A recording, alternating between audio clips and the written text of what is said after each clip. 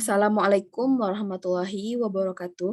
Perkenalkan, kami dari kelompok 7 yang beranggotakan saya sendiri, Nia Kurniati, dan Fania Angelia Putri. Baiklah, pada kali ini kami akan menampilkan tugas proyek yang berjudul penggunaan LKPD Fisika dengan mengintegrasikan discovery learning untuk meningkatkan keterampilan berpikir kritis siswa. Baik, yang pertama akan saya jelaskan sendiri.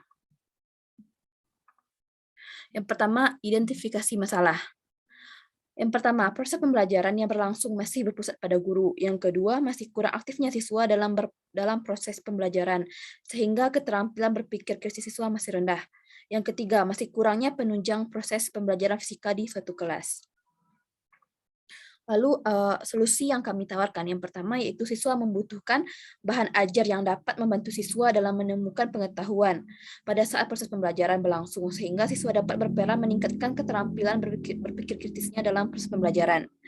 Adapun bahan ajar yang akan kami rancang yaitu lembar kerja peserta didik dengan mengintegrasikan discovery learning. Kajian teori yang pertama yaitu LKPD merupakan berisi lembaran-lembaran yang digunakan sebagai pedoman dalam pembelajaran serta berisi tugas-tugas yang harus dikerjakan oleh siswa dalam kajian tertentu. Discovery learning adalah suatu proses pembelajaran yang penyampaian materinya disajikan secara tidak lengkap atau menuntut peserta didik terlibat secara aktif untuk menemukan sendiri suatu konsep ataupun prinsip yang belum diketahuinya. Selanjutnya itu LKPD yang disajikan dalam bentuk pertanyaan atau permasalahan yang harus diselesaikan.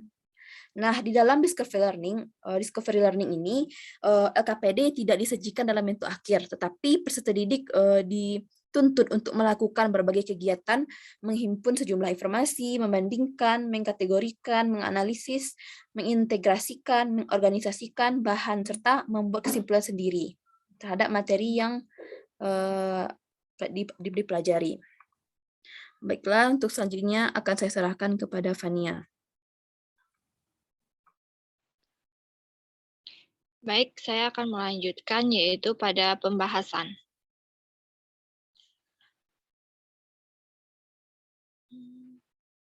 LKPD yang mendukung proses pembelajaran seharusnya dapat mendorong siswa untuk mampu berpikir sendiri, menganalisis sendiri, dan menyusun sendiri hasil akhir dari kegiatannya.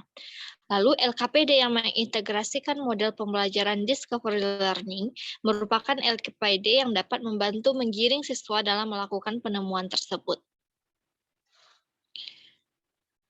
Selanjutnya, LKPD ini akan memberikan pengalaman secara langsung dan pembelajaran yang bermakna karena menggunakan pertanyaan-pertanyaan yang terstruktur yang mengarahkan siswa dalam dapat menemukan konsep.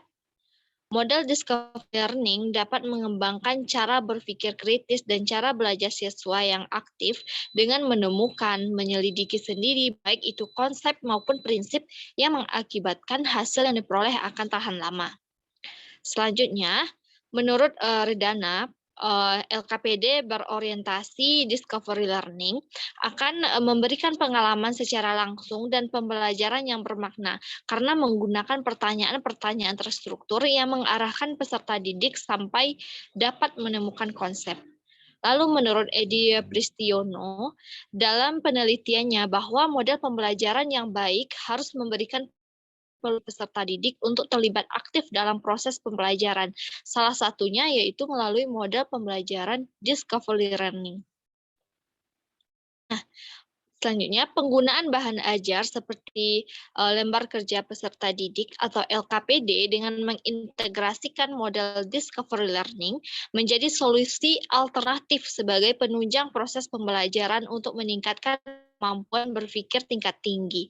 LKPD dapat digunakan untuk meningkatkan kemampuan berpikir tingkat tinggi pada peserta didik sebab di dalamnya memuat kegiatan yang melibatkan proses penyelidikan dan pemecahan masalah.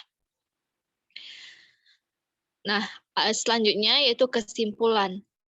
Pemaparan tadi dapat disimpulkan bahwa LKPD dengan mengintegrasikan model discovery learning dapat membantu siswa untuk meningkatkan keterampilan berpikir kritis siswa dengan menemukan konsep maupun prinsip dari suatu materi melalui langkah-langkah model discovery learning yang tersaji pada LKPD nantinya.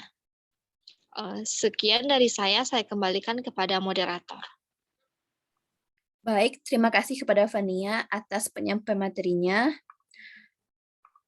Nah, selanjutnya ini merupakan daftar pustaka yang kami jadikan sebagai sumber utama dalam pembuatan tugas proyek.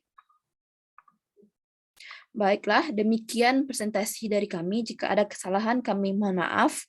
Assalamualaikum warahmatullahi wabarakatuh.